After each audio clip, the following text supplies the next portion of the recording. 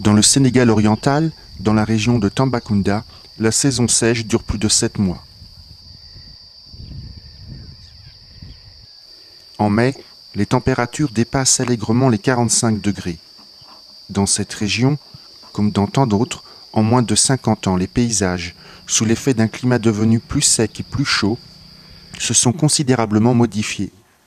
Faute de pluie, les rivières sont taries une grande partie de l'année et les vastes forêts, jadis pourvoyeuses d'un gibier et d'une faune généreuse, ont laissé place à une savane arborée indigente. Bref, tout un écosystème bouleversé. Quand on gardait les troupeaux de chèvres, tout aux alentours, il y a même des panthères qui se cachent dans les arbres. Mais maintenant, comme on a détruit leur habitat, toutes ces espèces animales-là ont disparu.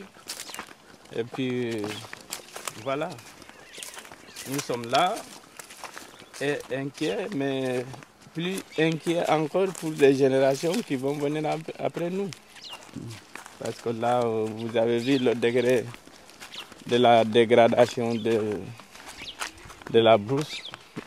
Si cela continue, imaginez dans 20 ans, mais ceux qui vont venir 50 ans après ne trouveront que du sable. Et ça sera malheureux pour l'humanité. Cette dégradation, comme le constate Khalifa Hadj de la VED, n'a malheureusement pas épargné des populations rurales déjà très fragilisées et très dépendantes des ressources offertes par le milieu naturel, notamment pour l'alimentation. Voilà, comparaison n'est pas raison. À 30 km d'ici, ce sont des activités de riziculture qui se développent là, sur la Sandougou. Et on est sur la partie orientale de la Sandougou et vous voyez ici la nature de l'environnement.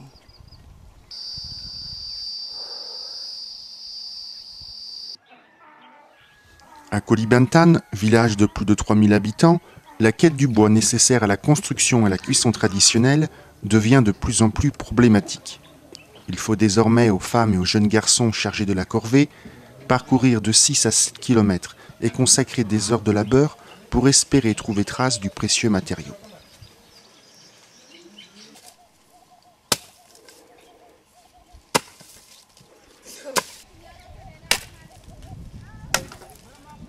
Oui, avant le bois il était près du village. Il y a des gens qui disent quand tu es sorti dans le village pour chercher le bois, c'est pas difficile. Même si tu es même pas 1 kilomètre, tu peux chercher le bois mort et le ramener dans le village. C'est mieux. Et maintenant? Maintenant c'est difficile parce que maintenant la forêt est terminée. Pas beaucoup de forêt maintenant. La forêt est loin dans notre village.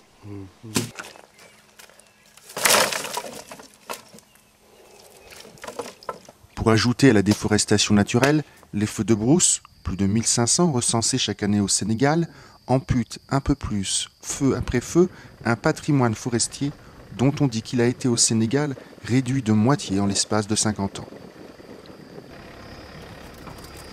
Des feux de brousse provoqués à plus de 90% par l'action de l'homme, des fumeurs inconscients qui jettent leurs mégots, aux chasseurs ou apiculteurs qui, pour déloger qui le gibier, qui les abeilles, n'éteignent pas le feu allumé, ou encore aux cultivateurs imprudents qui ne maîtrisent pas correctement la technique du brûlis. Ça, c'est des ruches. Tu as vu? Ah, c'est des ruches. Ruches. Tu as vu? Mais il n'y a pas d'abeilles là? Non, il n'y a pas d'abeilles. Il ne faut pas y avoir d'abeilles. Pourquoi? Mais regarde, est-ce qu'on peut mettre des ruches ici? Ce n'est plus possible. Il n'y a plus d'arbres sur lesquels on peut poser ces ruches-là. Pourtant, la dégradation de l'environnement n'est pas une fatalité. Dans les 4 coins du Sénégal, comme ici à Koulibantane, des villageois se mobilisent et mobilisent avec eux les populations pour freiner cette dégradation. Visite avec Khalifa d'une zone de reboisement initiée en 2008 à quelques kilomètres de son village. Cela a été reboisé en 2008 avec le premier groupe de scouts qu'on avait reçu. Voilà la réalisation avec ces jeunes-là. Voilà.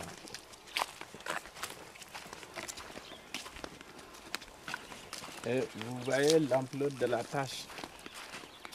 On reboise et en saison sèche, il y a des gens qui, à volonté, viennent mettre du feu dans la brousse comme ça. Heureusement, on a pris nos précautions. On a nettoyé tout autour du périmètre reboisé. Donc, il n'y a pas de souci à se faire à ce niveau. Mais c'est vrai que c'est un travail colossal. Un travail colossal, effectivement, qui bénéficie depuis 13 ans du soutien moral et technique des services de l'État, et plus précisément du service des eaux et forêts, avec qui l'AVED Kolybantan a noué des relations très privilégiées. Ah ouais, les Nîmes, le processus aussi a été semé. Ah, vous en avez aussi?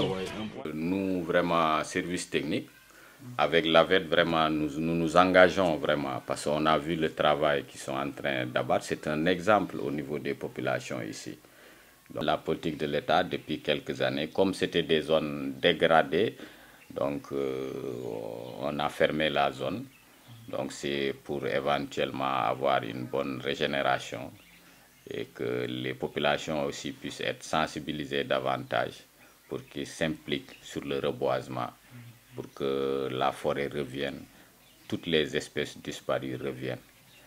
Donc, donc ça c'est pour éventuellement... La sensibilisation et l'implication des populations, une priorité et un passage obligé pour tous les acteurs et partenaires impliqués dans la protection de l'environnement. Il y a même un comité qui est formé pour sensibiliser la population sur les méfaits des feux de brousse. Et cette mobilisation, cette sensibilisation, il faut l'élargir à tous les villages, à tous les citoyens du pays, pour qu'ensemble on agisse. Sinon, ça sera juste une goutte d'eau dans l'océan.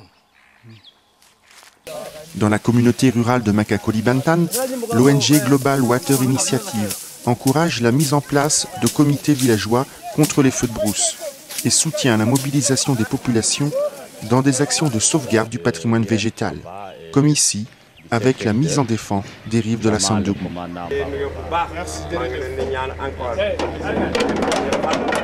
C'est un appui qu'on a fait au comité. Des comités comme c'est des comités qui se sont portés volontaires pour l'environnement, pour la lutte contre les feux de brousse et tout. L'environnement est transféré, c'est une compétence transférée aux populations. Donc on veut inciter les populations à prendre en charge le problème environnemental. C'est-à-dire de faire de telle sorte que les forêts soient restaurées, d'éviter les feux de brousse, vraiment pour préserver l'environnement, pour que les populations futures puissent en bénéficier. Cette implication des populations, Ralifa en a fait son credo depuis longtemps. Avec l'appui de partenaires français et celui des partenaires locaux, il travaille depuis 2 ans sur la mise en place d'un centre de formation villageois dédié à l'environnement. L'enjeu, sensibiliser, former et accompagner toutes les couches de la population dans la protection de leur milieu. Comme ici, avec l'association des jeunes garçons, mobilisés le temps d'une journée pour une action de reboisement dans leur quartier et dans l'école du village.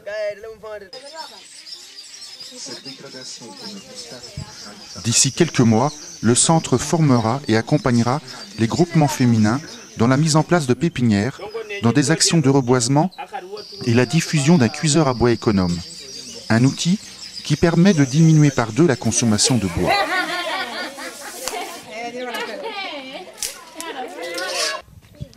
Le projet, mené avec le soutien technique de Bolivia NT Sud Soleil et du Conseil régional de Fatick, a fait l'objet d'un premier stage, avec une trentaine de femmes vite conquises par la simplicité et les avantages de l'outil.